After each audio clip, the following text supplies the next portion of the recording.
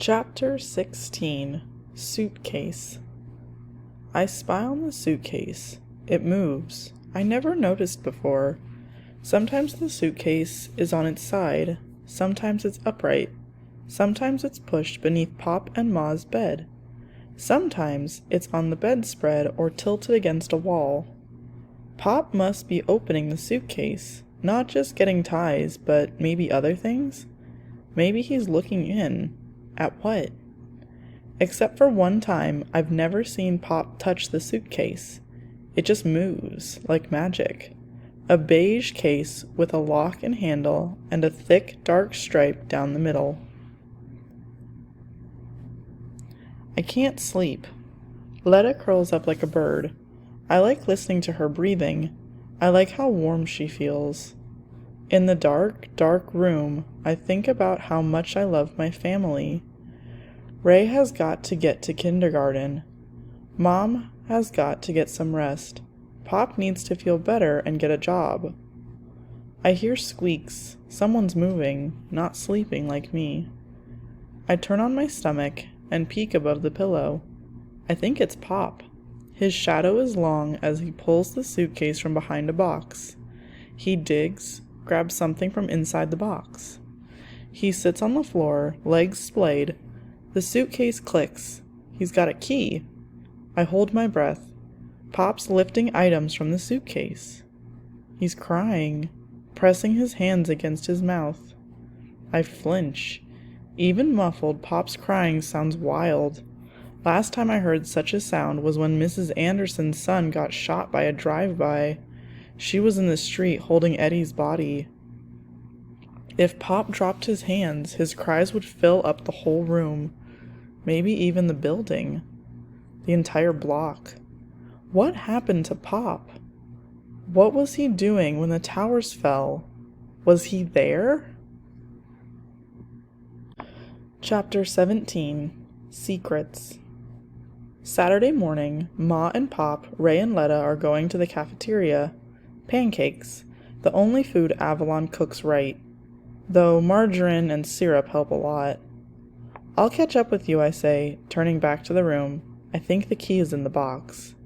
There's all kinds of junk inside. Some belts, Pop's Yankees mug, some t-shirts and underwear. My fingers claw. Got it. A tiny key on a ring. Click. I snap the clasps, opening the suitcase. I exhale. All I see are work clothes. 3 white shirts, a couple khaki pants, and the tie folded neat and clean. Black sock balls pressed into the bottom corners. I feel disappointed. No super clue. I lift the stacks of shirts. At the bottom is a photograph. Pop's smiling with 3 guys. They're dressed in matching pants, shirts, and red and blue ties. Pop's looking straight at the camera, and he looks bright-eyed, mischievous like Ray. The guys have their arms wrapped around each other, holding tight like paper dolls. Beneath Pop's pants are sealed plastic bags. In one large bag is a walkie-talkie, melted on one side. Another bag is a flashlight. Its glass cracked, and another bag contains a wallet, crusted with dust. The last bag is filled with I don't know what, lumps of black and gray waste? I start to close the suitcase, but I open it again and push my hands inside the top pouch. Another plastic bag. I'm trembling. A name tag. World Trade Center, James Barnes. I rush to put everything back in its place, snap the suitcase shut, settle the key on the bottom of Pop's box. I'm too stressed to think. I run to the cafeteria. "What'd you forget?" asks Ma, sliding me a tray. I stuff pancakes into my mouth, almost gagging on the huge portion, the too sweet syrup. My head is aching. Tears are swimming in my eyes. Pop survived 9/11. Chapter 18 Sour. Turkish delight. Sabine puts a square canister on the lunch table. Ben and me smell roses as soon as she opens the box. Take one. The pink powdered sugar squares are soft and chewy. This is better than store candy, I say. Delicious. Sabine grins. My mother will be so happy you like them. Ben bites. Edmund loved Turkish Delight. I wondered what it tasted like. Who's Edmund? Sabine and me giggle that we ask the same time. A character in The Lion, the Witch, and the Wardrobe. Ben reads everything. I'll read it, says Sabine. Better ask your parents. It's pretty Christian. A Muslim can't read Christian stories. A Christian can't read about Muslims? Outraged, Sabine looks like a puffed cat. Sure they can. I didn't want you to get in trouble. Sabine sighs. Father wouldn't mind. Father says, sharing ideas is good. But he also says since 9/11, Muslims have to be careful. People think we're all terrorists. You're not a terrorist, swears Ben. Sometimes I get picked on for my scarf. It's Wednesday. Sabine's wearing blue. Whispering, head down, Sabine leans closer. When I'm at the store by myself, the cashier sneers, Go back to Saudi Arabia. Sabine throws up her hands. Turkey's closer to Greece, 2 countries away from Saudi Arabia, a separate country. I want to ask, why Saudi Arabia? Instead, I grumble, people shouldn't pick on kids. Folks shouldn't pick on anyone, says Ben. All 3 of us pop another Turkish Delight into our mouths. I knew blacks were discriminated against. Also poor people, homeless people. I didn't know Muslims were too. Religious freedom, I say, chewing. Sabine and Ben both nod. I swallow rose candy, then blurt, Pop survived 9/11. What? What did you say? My father survived 9/11. It's like the cafeteria has fallen away, sound has been sucked out, and there's no sense of anyone else in the room, just me, Ben, and Sabine. I squirm, feeling desperate inside. I want to see it, I say. What happened? All of it. How could a plane by itself make the towers disappear? Any computer can show us, answers Ben. The school library? Not a good idea, Sabine says flatly, shaking her head. Pop's happy our teachers won't show any video. I don't understand. If Pop was there at the 2 towers, why can't I see? Sabine, have you seen what happened to the towers? No, but my family talks about it. A lot. With an internet connection, anyone can see. At school, the public library, home, anywhere. Ben digs in his pocket. My smartphone. Sabine grips his arm. Maybe we shouldn't. I want to see. I feel sick. I do, and I don't want to see it again. But this time, all of it. Pop was there. I want to know what happened to Pop. Uncle Ahmet used to visit Turkey every year. Since the towers fell, he's always searched, held at the airport when he tries to fly home. Sabine releases Ben's arm. It isn't fair. What's Saudi Arabia got to do with anything? 15 terrorists were from Saudi Arabia, says Sabine. 19 in all. 2 from the United Arab Emirates, 1 each from Lebanon and Egypt. Without saying another word, Ben waves us to another lunch table farther back. We huddle closer. Ben types, searches his cell phone. A small arrow appears on screen. You sure? He asks. I nod. Sabine murmurs, yes. The tiny screen lights up. 2 planes were hijacked by terrorists, says Ben. 2? I ask, trying to understand. Actually 4. 1 hit the Pentagon. 1 crashed in Pennsylvania. Sabine is biting her cuticles, making her pinky finger bleed. This is the first plane, Ben whispers. It's awful seeing the plane fly closer and closer, its silver nose pointed at the building. People were on the planes. They must have been terrified. Did they know? Did they know they were going to crash? On the cell phone, the explosion is soundless, but I can imagine sounds, screaming, tearing, slicing through concrete, steel, and glass. The building's structure shudders. People shout, call, and cry. Peering, leaning over the phone, we watch. I hear Ben and Sabine breathing. 17 minutes later, the second plane crashed into the South Tower. "Don't look at this part," warns Ben. "Shut your eyes." Sabine closes her eyes. Me? Of course I'm going to look. What? My brain and eyes don't work. I don't believe what I'm seeing. My brain says it isn't so. People are falling? No, leaping out windows to escape fire, heat, suffocating heat? "Can I see?" asks Sabine. "Not yet." Ben looks at me. I can't believe we're watching together. I can't believe Ben has seen this horror before. How many times?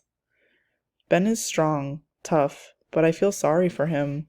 Sorry for me. I feel sorry for all those people in the planes and towers who are expecting an ordinary day.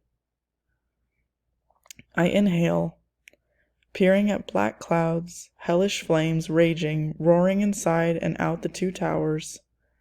Did the folks inside the buildings know a plane had crashed? That passengers had died? That it wasn't an accident? The camera shifts back to the North Tower. A man and a woman holding hands leap. They look like skydivers, wind fluttering her dress and his jacket. "Can I open my eyes?" asks Sabine. "No." Ben and me hush. When there's disaster, fire, smoke, maybe your brain doesn't work, just thinks, get away, run away from fire and smoke. I start to cry. Sabine opens her eyes. Nobody's jumping now. The video camera shifts back to the South Tower. "You've seen this before?" I ask Ben. My dad's military. Ben's gaze doesn't waver. Ben's kind, but he knows a lot. Book learning and life learning. Though he looks soft, he's already wised up to that life can be hard. Sabine's pale, her eyes big. I'm sorry she's seen the video. Will all the happiness fly out of her? I wish I could talk with Ma and Pop, or with a teacher.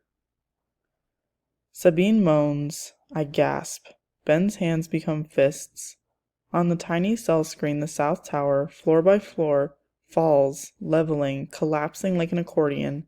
Down, down, down. Tons and tons of gray smoke billow, darkening the sky.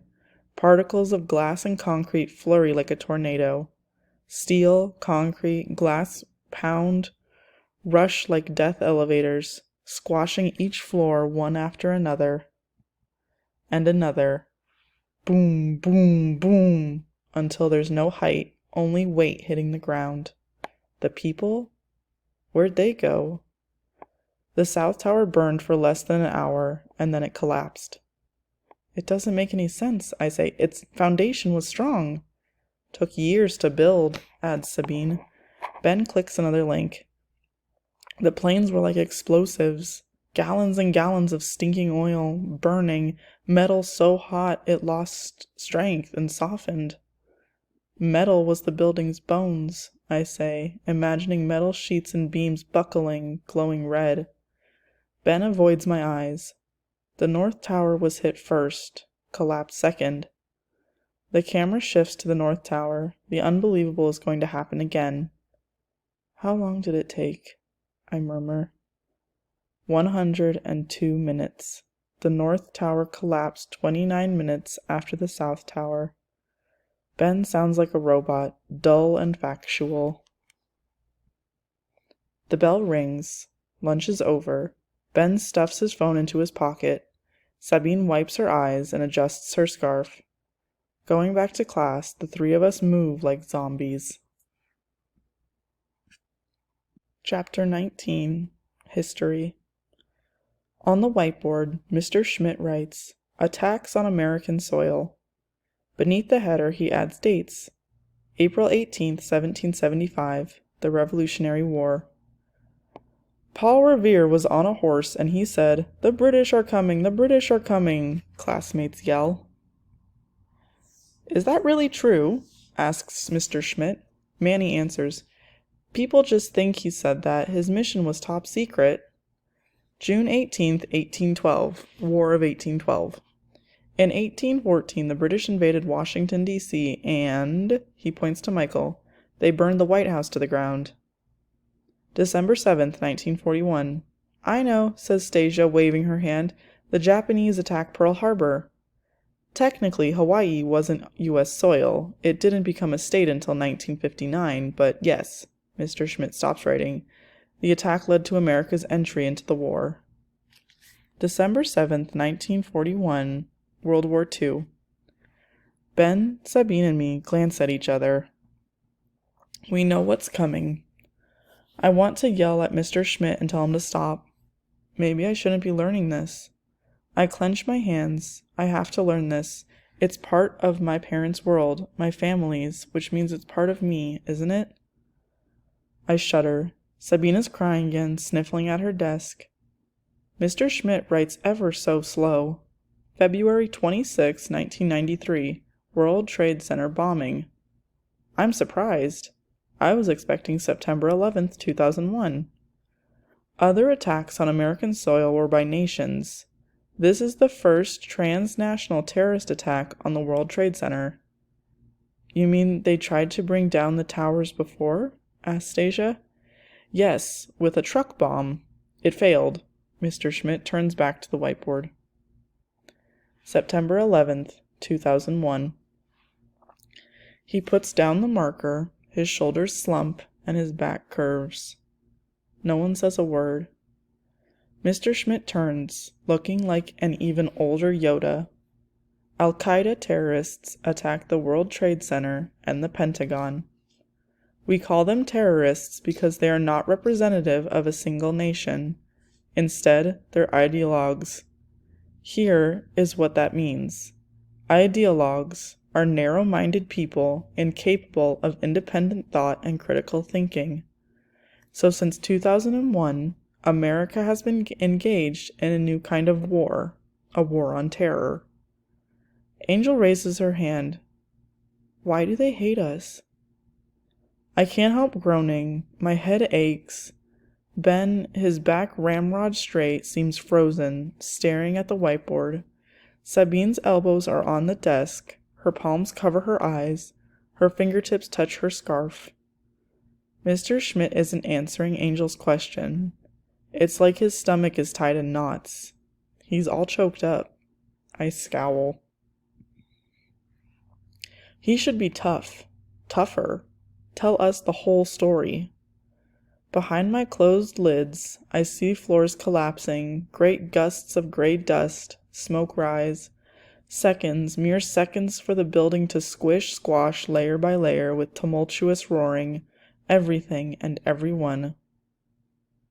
I'm sick of Mr. Schmidt, sick of what he and all these other Brooklyn teachers have to say. His history is dead, not alive. It doesn't mean anything if they don't teach the whole story. In my mind, I see the overlapping circles, connections. Me, my family and friends, all of us Americans. I see Ray's cutout dolls, 5 of us, Ray, Letta, me, and Ma. Pop is barely holding on, all 4 of us trying to raise him high. I'm angry. September 11th broke something in Pop. How come Pop never told me? Why isn't Mr. Schmidt telling me that? How could anybody hate my Pop, hate Americans so much? Fierce, I push against the desk. My chair bangs and clanks to the floor. I leave. I walk out. I don't like this school anyway. Deja! Deja! Mr. Schmidt's voice snaps my heels.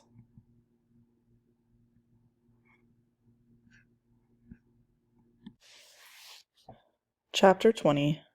Packed. I open my locker. There's nothing in it. I don't even have a lock.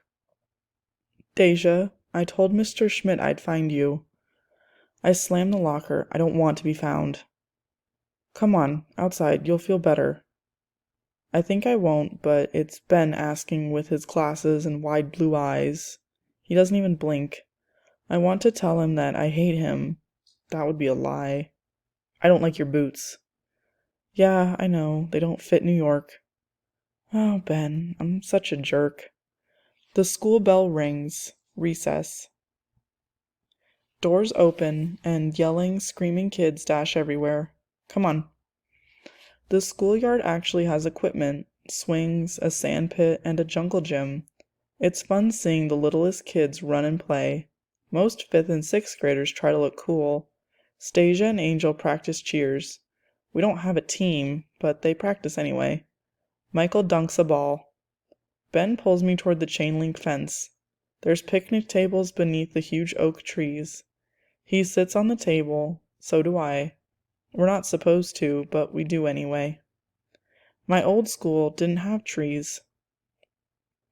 In Arizona, trees are everywhere. Even ones with green trunks. Mesquite. There's green cacti, too. I thought Arizona was a brown desert. It is, but it's like a layer cake. Brown earth or rock on the bottom, green trees, then blue sky. Did you know cacti bloom flowers? Every color except blue. We've even got roadrunners. Like in the cartoon? Kinda. And javelinas. What's that? Like big pigs. Sabine sees us from afar. She's standing still. I can tell she's thinking whether she should walk over. Me and Ben watch her. Palm open, she lifts her hand. Ben does the same, like we're in a secret club with energy passing between our hands. Sabine nods, turns towards the sandbox kids. She likes helping the 2nd and 3rd graders build castles. It's not so bad here in the schoolyard. Weird. This is the best my life has been going in a while. No worry about getting poorer, falling down the ladder. We're already at the bottom. Can't get any worse. I've got friends, good teachers. I like Brooklyn Collective Elementary. Am I going to mess things up?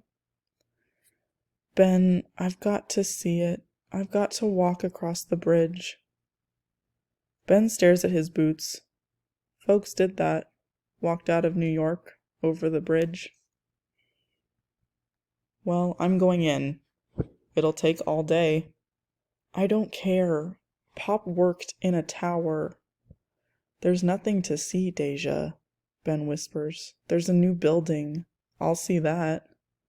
The Freedom Tower. It's called the Freedom Tower. How do you know so much? My dad talks about the towers all the time. It's why he joined the Marines, why he went to Afghanistan. I rub my forehead. It hurts. Too much information. Too many pictures cloud my mind. Wait until Saturday, Deja. I can't. It's only 2 more days. Saturday, I'll have to bring Ray and Letta. I inhale deep. I'm going to skip school. I've never done it before, honest, but I'm going to do it tomorrow. Head slowly bobbing, Ben declares, I'm coming with you. We'll take the subway. I don't have any money. I've got money. Sure, rich boy. Ben elbows me. Don't be mean. I'm sorry. I am. My dad was going to come to New York for my birthday. You had a birthday? He sent me $50. Mom says he loves somebody else. Not a kid, a grown-up. He might get another wife. I want to hug Ben, but he might think I like him. I just like him. I pat his back. I'm sorry, Ben. On the last pat, I let my hand stay there for a few seconds. I can feel the bones in Ben's back. He's thin, a cross between a sidekick cowboy and a weak soldier, but he's strong inside. Ben pushes his glasses high on his nose. I'll meet you at 9 a.m. after school starts. We'll take the subway. I'll buy lunch. Thanks, Ben. I would have taken hours to walk. He grins. Too bad we don't have a horse. Trust you on a horse? Ben lightly punches my shoulder. You'd get me thrown off. I run. Ben chases me. Sabine, help! I yell. She stands, waving. I stop. Ben crashes into me. We both laugh. He pulls my arm. I twist, dash. He catches me. Like crazy windmills, the two of us smack each other's palms. It's been weeks since we've acted silly. Is this growing up? Less silliness? Maybe I'm already grown, even though my body's small. All I know is I'm more grown than my parents and teachers think I am. What I feel and know and my body don't match. It isn't just the video's fault, it's my whole life.